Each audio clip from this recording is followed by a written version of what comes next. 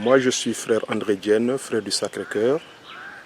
Je suis animateur de sessions JP. Alors, les sessions JP, ce sont des sessions que Mater Christi offre à la vie religieuse, donc un peu partout dans l'Afrique, surtout au niveau de la sous-région. Alors, nous avons ce qu'ils appellent ici les JP0 au Sénégal, que ça existe présentement. Donc, JP0, c'est la philosophie. Et JP1, JP2 et puis JP3. Donc JP1, c'est la formation de la personne, donc la formation humaine qu'ils reçoivent. Et puis en JP2, donc tout ce qu'ils ont de la formation humaine. Donc c'est ça que l'on vient par exemple pour vivre en communauté, où en JP2 nous développons la communion et la construction de la communauté, communion et communauté. Alors c'est ce que nous permet de savoir les relations qui existent entre nous, qui vont nous permettre de pouvoir asseoir une vie communautaire pour que demain, après, au niveau de la JP3, c'est-à-dire la mission, que ces jeunes puissent répandre ce qu'ils ont reçu aussi en communauté à travers les différents charismes de leurs instituts. Donc JP, la formation. Voilà, donc en résumé, nous sommes là au bois des Manguiers.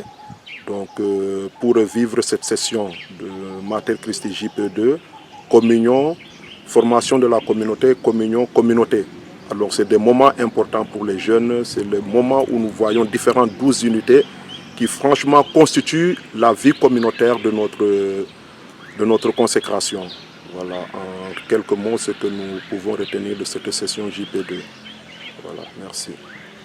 Et les artistes en herbe là, de pouvoir se manifester pour qu'il y ait au moins un groupe qui est là, pour pouvoir, au fil de la première évaluation, après la première évaluation, on sentira quelles sont les unités qui vous ont le plus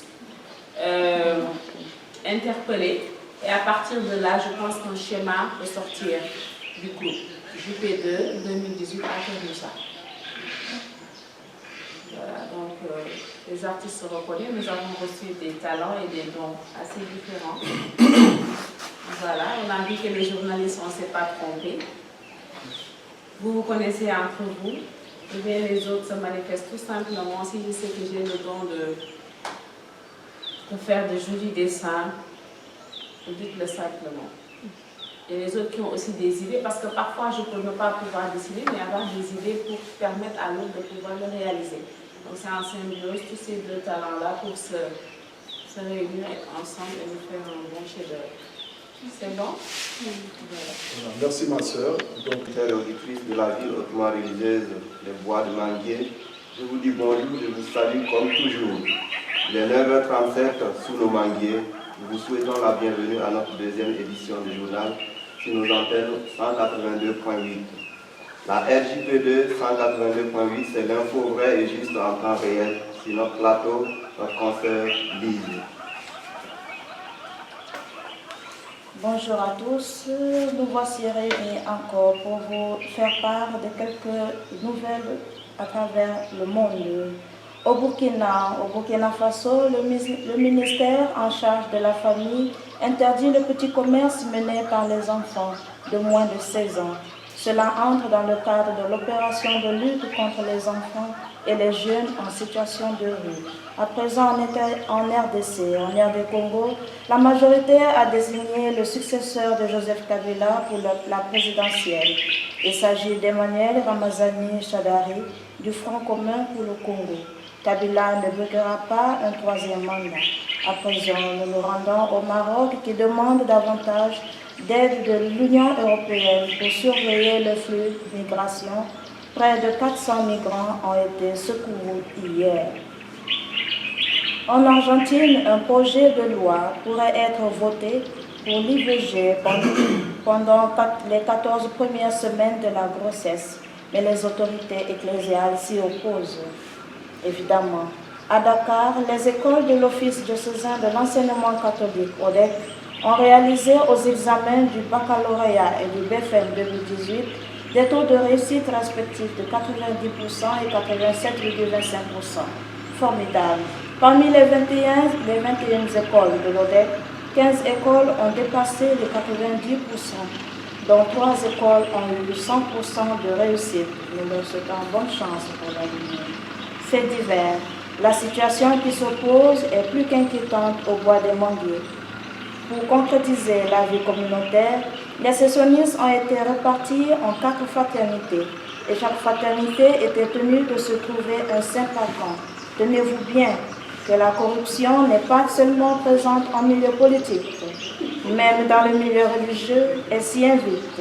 Une sessionniste, par des bonbons bien sucrés, a réussi à donner le nom de sa sainte patronne à la fraternité à laquelle elle appartient.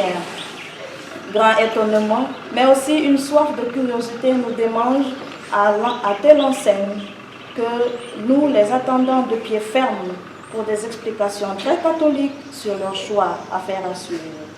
Dans la même fraternité, une autre nous invite à revoir le vocabulaire religieux, à savoir les appellations consoeurs et confrères, bien sûr, car de façon littérale, c'est ce qui explique le problème dans nos fraternités. Consoeurs, confrères, qui est con? S'est-elle interrogée? Alors une assemblée générale sera convoquée sous peu pour réviser le vocabulaire. Ne vous faites pas attendre à cette assemblée. Il y aura du chaud, du vrai et pourquoi pas du bon. Venez y voir.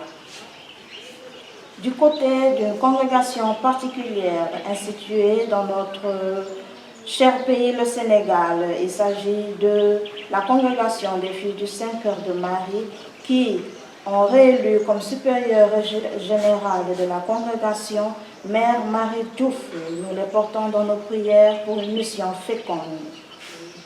Espace publicitaire. Chers amis du quartier Bois des Manguiers, les temps sont chauds, il fait chaud, sans pluie. Alors, avec nous, la solution est là pour une gorge bien rafraîchie. Elle est là qui règne pour vous désaltérer. Buvez sans réserve, buvez davantage, buvez encore, buvez toujours. Kyrène étanche. Pourquoi attendre? Étanchez-vous au maxi. Kyrène, c'est la vie.